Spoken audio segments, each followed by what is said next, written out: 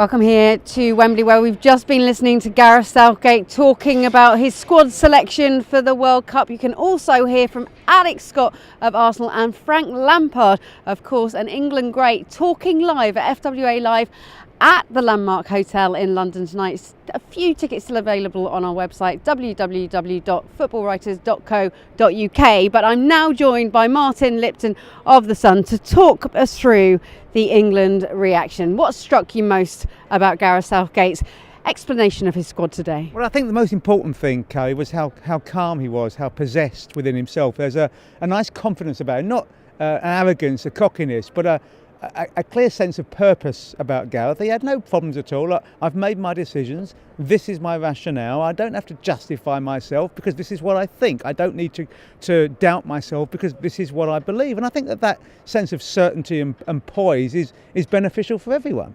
I think significant the words that he used, I'm not biding my time. He's not making the point that he's using youth for the future. He believes if they are good enough, they are old enough. Look, it was quite clear that he wasn't completely satisfied with the way things were going through the qualification campaign. You look at the way he's changed the formation and gone to a back three ever since. He wanted to evolve the squad. I think there's possibly been more evolution than he anticipated, albeit there's three players who would have been in the squad through injury and aren't through injury, in terms of Harry Winks and Joe Gomez and Alex Oxlade-Chamberlain, and also, had he been fully fit, Adam Lallana. So it would have been a slightly different selection had they been available. But he knows what he wants to do. He knows that the bar was set quite low in the last two tournaments, so it's easier for him to clear that. But he also, for his own peace of mind, wants to come away from the World Cup thinking, I have progressed this team in my 2 years in charge, and the acid test of it will always be at tournament level. Let's look then at the starting 11, is what everyone is looking to against Tunisia. Tell me, do you think you've pretty much got it sorted? Well, I would make look an absolute fool, but yeah, I think he'll go with Pickford in goal, although I personally would go with Butland, but that's not my call. He will play a back three. I suspect at the moment that would be Walker, Stones and Maguire. The wing backs, clear from what he said today, that the right wing back is Trippier, because Trent Alexander was the next best right back, i.e. he's third. Rose probably at left back. He's talked about formations. Does he play two holding midfielders? I think he probably does, which means it's Dyer and Henderson. Three more up front, which I suspect will be Dele Alli, Raheem Sterling and Harry Kane. That's what I imagine at this juncture he'll be going with.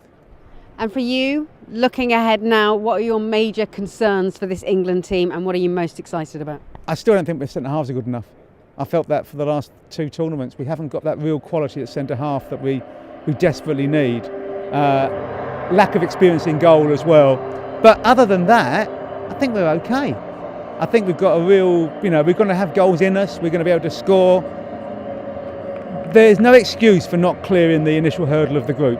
And I think realistically the last 8 is a legitimate aim for this squad. I like the thought of Sterling playing like he's played for City this season. Kane showing he's the best centre-forward in Europe, if not the world, as an orthodox centre-forward. Dele Alli stepping up.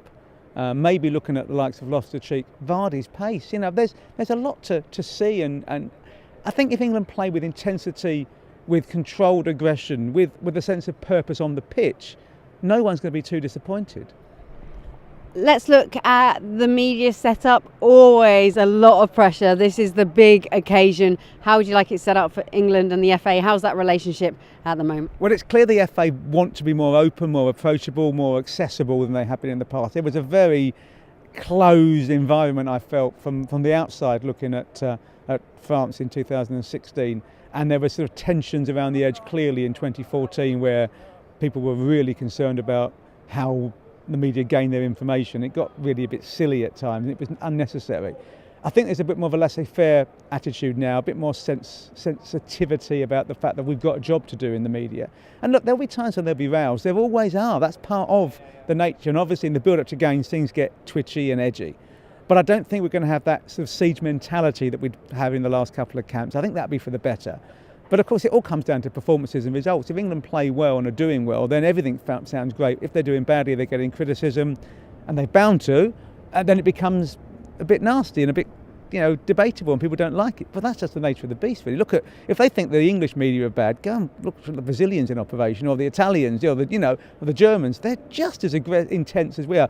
The Argentinians haven't spoken to their media for about 2 years. It's got that bad. They flew all the way to Manchester for a game the other month and wouldn't say a word in the mix zone to any of the Argentinian players. Press. So, it's not just in England that there sometimes are tensions. But Gareth Southgate and his media team really changing things up, it feels, ahead of this tournament. More access, more openness, and a much more relaxed culture, it feels, in that camp for now. Very easy to say until we land in Russia. For now, definitely. Look, it's all about what happens once you get boots on the ground. They're going to be in Rapino, there'll be pressure, there'll be tension, there'll be excitement ahead of that first game. How they deal with all of that, how they deal with the burden of expectation, how they find a way of staying true to themselves as players without being inhibited by the fear of failure. All of that is part of the package, and it's all imponderable, it's all unknowable until that they are tested in that crucible of hope and pain, which is a World Cup. Crucible of hope and pain. We are here at Wembley.